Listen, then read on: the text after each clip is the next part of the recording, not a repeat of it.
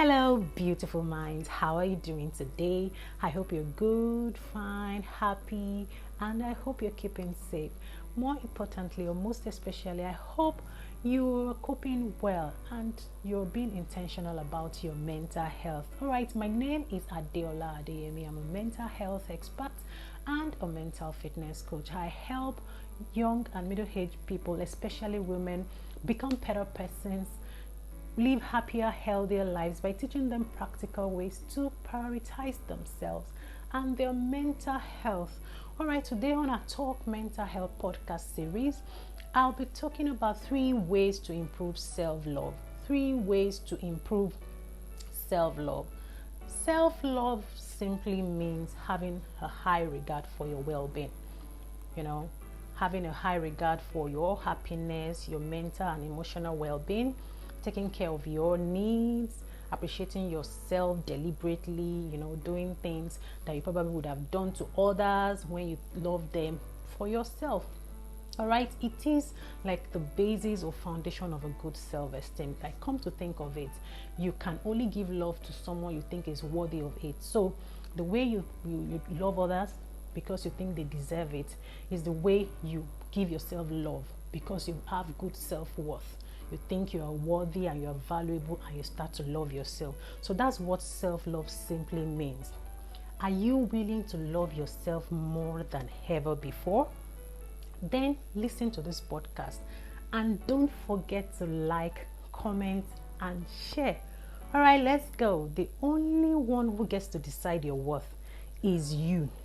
And it begins when you start to show yourself some love as much as you do others. It is your responsibility to love yourself. As a matter of fact, self-love isn't selfish at all. You can only give unto others what you have, and how you love yourself is how you teach others to love you. Let me repeat that. How you love yourself is how you teach others to love you. So you need to show yourself some love. You can only give what you have. You need to pour out all those love you've been given. You need to give yourself all the love you've been given others. You need to redirect it towards yourself. And now I'm going to teach you 3 ways to improve your self-love. Right? Let's start. The first thing you need to do is through self-compassion. Self-compassion. What does that mean? It simply means that you're being gentle, you're warm, and you understand yourself. You have understanding with yourself that you are human and you're not perfect. Like you're gentle with yourself. You're not too critical about the things you do when you're inadequate or when you do things in the wrong manner. Right? So I'm going to urge you that you need to practice self-compassion.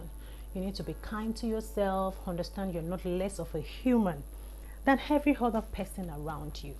So you need to learn to forgive yourself when you make mistakes and accept your humanity. You're not perfect. So you speak to yourself as you would others. Understand that you need to speak to yourself as you would have done to others. For instance, let's talk about a child. When you're trying to encourage a child to take his or her first baby steps, you encourage the child. You don't just shout on the child. You try to encourage the child to keep trying even when the child makes mistakes. So you see yourself as a child. Do the same thing you'd have done to a child to yourself. And another example is your best friend, your spouse, your fiance, your boyfriend, anyone that is so dear to your heart. How would you encourage that person when the person is feeling sad or discouraged after losing something or after making a mistake? You probably will tell the person, don't worry, my love, I believe in you, you can always try again.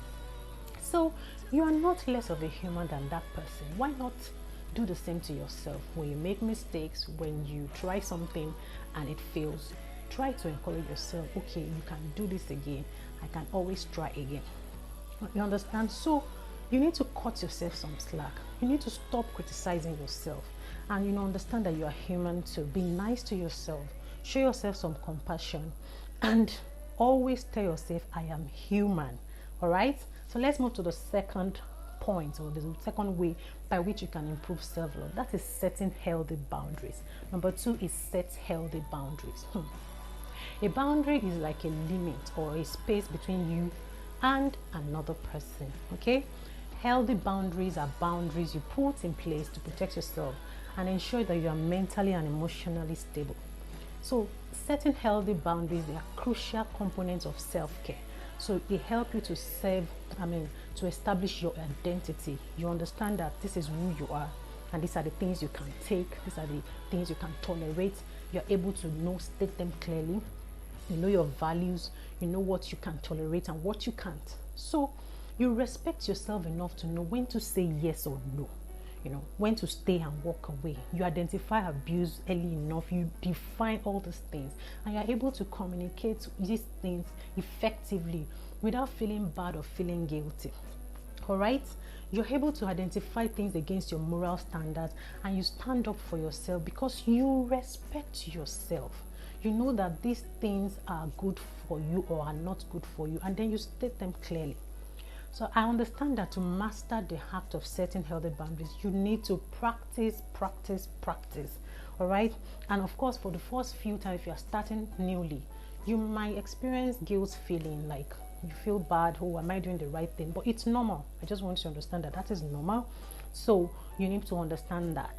However, you also need to know that you have a lot to gain, than lose by being clear on the things you can tolerate or not. You make it clear. You have a lot to gain. You're emotionally stable. You're happier. You avoid being burnt out. You're not stressed and overwhelmed. And all of these things are good for your mental health. So if you always remind yourself that whenever those guilt feelings come, you just reassure yourself, oh, I'm doing this for my own good. And it's because I love and respect myself. So that's number 2. And then the last but not the least is that you need to discover your primary love language. We all know what love languages are, or maybe for those who don't know, according to Gary Chapman, there are 5 love languages: the word of affirmation, quality time, acts of service, physical touch, and receiving gifts. Many times we people understand or try to understand this thing, and they expect others to do what they think they love, how they feel loved to them. Why not try loving yourself by using your own love language? What the things you expect others to do to you, do to yourself. If it is that you love to receive gifts, why not go out and buy yourself gifts to make yourself happy? You don't have to expect it from anybody.